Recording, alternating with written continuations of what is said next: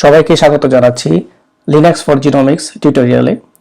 এই কোর্সের নাম দিয়েছি লিনাক্স ফর জিনোমিক্স, কারণ এখানে আমরা শিখব লিনাক্সের যে বেসিক কমান্ডগুলো আছে, যেগুলো আমাদের দৈনন্দিন কাজে প্রয়োজন লাগে যখন আমরা জিনোমিক্স বা বায়োইনফরমেটিক্স করি। লিনাক্সের কমান্ডগুলোর বিভিন্ন ধরনের ব্যবহার আছে এবং বিভিন্ন ধরনের কমান্ড রয়েছে। তো আমরা আসলে সবগুলো শিখব না। এখানে জিনোমিক্স করতে গেলে বা বায়োইনফরমেটিক্সের কাজ করতে গেলে আমাদের যে বেসিক কমান্ডগুলো জানতেই হবে, সেগুলা নিয়ে আমরা শুধুমাত্র এই কোর্সে আলোচনা করব। তাই এই কোর্সের নাম দিয়েছি লিনাক্স ফর জিনোমিক্স। আর অবশ্যই সবগুলা কোর্সই থাকবে বাংলায়। আর প্রতিটা টিউটোরিয়ালের যে কোড আছে সেগুলো আমার গিটহাব পেজে আপলোড করা হবে। তো আপনারা আমার এই গিটহাব পেজের যে এই টিউটোরিয়ালগুলো যেভাবে সাজানো আছে সেই ক্রম অনুসারে আপনারা ফলো করলে আপনারা সবচেয়ে বেশি উপকার পেতে পারেন। কারণ হচ্ছে কোর্সটা এভাবে শুরু করা হয়েছে, প্রথম দিকে সহজ টিউটোরিয়ালগুলো তৈরি করা হয়েছে বেসিকগুলার, তারপর ধীরে ধীরে একটু কঠিন এবং একটু জটিল বিষয় নিয়ে আলোচনা করা হয়েছে। এবং কোর্সের সবার শেষে আমরা দেখব কিভাবে লিনাক্সের ব্যাশ কমান্ডগুলো ব্যবহার করে আমরা একটি পূর্ণাঙ্গ ব্যাশ বা শেল স্ক্রিপ্ট তৈরি করতে পারি। এখন প্রশ্ন হচ্ছে, লিনাক্স কমান্ড বায়োইনফরমেটিক্সে কেন দরকার? এর প্রধান কারণ হচ্ছে বায়োইনফরমেটিক্সের বেশিরভাগ অধিকাংশ যে টুল বা সফটওয়্যারগুলো আছে সেগুলো আসলে লিনাক্স অপারেটিং সিস্টেমের জন্য তৈরি করা। এগুলো আসলে চাইলে আমরা উইন্ডোজ কম্পিউটারে রান করতে পারবো না, কারণ উইন্ডোজের কোনো ভার্সন নেই। তো লিনাক্স অথবা ইউনিক্স, যারা অ্যাপল কম্পিউটার ইউজ করেন, ম্যাক ওএস, সেটা ইউনিক্সের উপর তৈরি করা। বেশিরভাগ সফটওয়্যার বায়োইনফরমেটিক্সের লিনাক্স অথবা ইউনিক্স অপারেটিং সিস্টেমের জন্য তৈরি করা। তাই আমরা আসলে এক ধরনের বাধ্য যে আমাদের আসলে লিনাক্স অপারেটিং সিস্টেমে কাজ করতে হবে যদি সেই সফটওয়্যারগুলো আমরা ব্যবহার করতে চাই।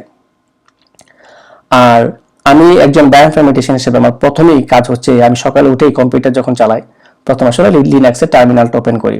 কারণ আমি কাজ করতে গেলেই আমার প্রথম কাজ করতে হয়, আমার সার্ভারে লগ ইন করতে হয়। আমি আসলে আমার পার্সোনাল কম্পিউটার থেকে বা অফিসের কম্পিউটার থেকে আমি একটি সার্ভারে কানেক্ট হয়ে তারপর সার্ভারে আমার সকল কাজ করি।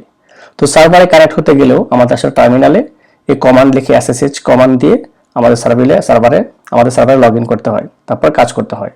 অথবা কেউ যদি ক্লাস্টার কম্পিউটার ব্যবহার করতে হয়, সেক্ষেত্রেও আমরা জব সাবমিশন করি আমরা কমান্ড লাইনের মাধ্যমে। তো বিভিন্ন সার্ভার এবং ক্লাস্টার কম্পিউটারগুলো অপারেটিং সিস্টেমও আসলে লিনাক্সের উপর তৈরি করা থাকে।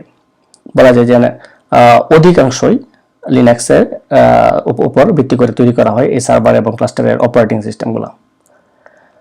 জিনোমিক্সে আমাদের সবসময় বড় বড় ফাইল নিয়ে কাজ করতে হয়। কিছু ফাইল থাকে গিগাবাইট সাইজের। সো এই ফাইলগুলো যদি আমরা উইন্ডোজ কম্পিউটারে ডাবল ক্লিকের মাধ্যমে খুলতে চাই, তাহলে যে কোনো টেক্সট এডিটর আসলে ক্র্যাশ করে। তো কিন্তু দেখা যাচ্ছে যে আমরা টার্মিনালে খুব সহজেই এই ফাইলগুলোর সাইজ, ফাইলগুলো ওপেন করতে পারি, ফাইলগুলো থেকে কোনো টেক্সট আমরা সার্চ করতে পারি, ফাইলগুলো চাইলে আমরা প্রথম 10 লাইন দেখতে পারি বা 20 লাইন দেখতে পারি।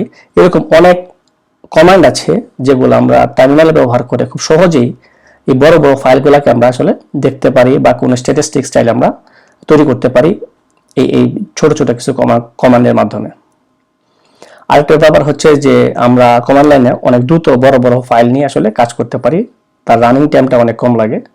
কোনো ফাইল সহজেই, যেমন আমরা এক জায়গা থেকে আরেক জায়গায় নিতে পারি, ওপেন করতে পারি, রিমুভ করতে পারি। সো বড় ফাইলগুলোর ক্ষেত্রে এই প্রসেসটা অনেক দ্রুত হয় আমরা যদি কমান্ড লাইন ব্যবহার করি। তো আমরা যখন কোর্সের সামনের দিকে আগাবো তখন কিছু টার্মিনোলজি দেখবো আমরা সামনে। যেমন একটি টার্ম আসতে পারে শেল।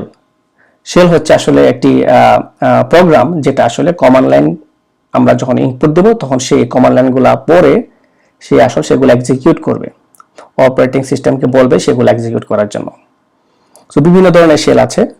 একটি হচ্ছে গিয়ে ব্যাশও এক ধরনের শেল। এটিকে বলা হয় কমান্ড লাইন ইন্টারপ্রেটার। সো যেটা চলে আসলে জিএনও লাইক অপারেটিং সিস্টেমে। যেমন উদাহরণ হচ্ছে লিনাক্স এবং ইউনিক্স অপারেটিং সিস্টেমে এই ব্যাশ চলে। সো বেশিরভাগ লিনাক্স জিএনও অপারেটিং সিস্টেমে ব্যাশ চলে। এগুলা ব্যাশ এবং শেলের অনেকগুলা ফ্লেভার আছে, অনেকগুলা টাইপ আছে। সো যে যার প্রয়োজন মতো সেগুলা ব্যবহার করে। কিন্তু এই কোর্সে আমরা প্রধানত ব্যাশ স্ক্রিপ্ট নিয়ে দেখব, ব্যাশ কমান্ডগুলো নিয়ে দেখব কিভাবে লিনাক্স এবং ইউনিক্স অপারেটিং সিস্টেমে এগুলা ব্যবহার করা যায় এবং তার বেসিক কমান্ডগুলো কি। সো এই কোর্সের শেষে আমরা আসলে কি শিখবো, এই কোর্স থেকে আমরা কি আশা করছি?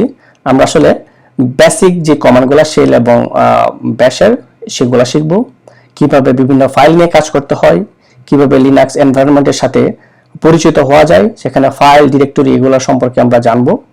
এবং সেগুলো নিয়ে কীভাবে কাজ করতে হয় সেগুলো শিখব। তারপর আমরা কোর্সের শেষে আমরা সবাই সমর্থ হব কিভাবে একটি ব্যাশ স্ক্রিপ্ট তৈরি করা যায়, যেখানে আসলে আমরা অনেকগুলা ব্যাশ কমান্ড লিখব, তারপর একটি স্ক্রিপ্ট বানাবো। সো বায়োইনফরমেটিক্সে অনেক সময় অনেকগুলা সফটওয়্যার বা টুল একটার পর একটা রান করানো লাগে। তো সেই ক্ষেত্রে আমরা একটি স্ক্রিপ্ট লিখি অটোমেটেড, সে আসলে এই আমরা একবার স্ক্রিপ্টটা তৈরি করার পর এই স্ক্রিপ্টটা তৈরি করার পর বারবার আমরা বিভিন্ন ইনপুট দিয়ে সেটা আমরা রান করাতে পারি। তো সেই ক্ষেত্রে আমাদের ঝামেলা অনেক কমে যায়, কারণ একটা স্ক্রিপ্টকে তখন আমরা চোখ বন্ধ করে রান করাতে পারি। যদি আমরা একটা ভালো স্ক্রিপ্ট লিখতে পারি তাহলে সেই স্ক্রিপ্ট দিয়ে বারবার আমরা একই কাজ করে ফেলতে পারবো। সো আশা করি কোর্সের শেষে আমরা একটি ব্যাশ স্ক্রিপ্ট কিভাবে লিখতে হয় সেটা আমরা শিখে নিব। আর আপনাদের কোনো কমেন্ট থাকলে বা মতামত থাকলে আমার ইউটিউব চ্যানেলে কমেন্ট করে জানাবেন, আমি অবশ্যই উত্তর দেওয়ার চেষ্টা করব। তো আমন্ত্রণ রইল পরবর্তী ভিডিও দেখার জন্য। ধন্যবাদ সবাইকে।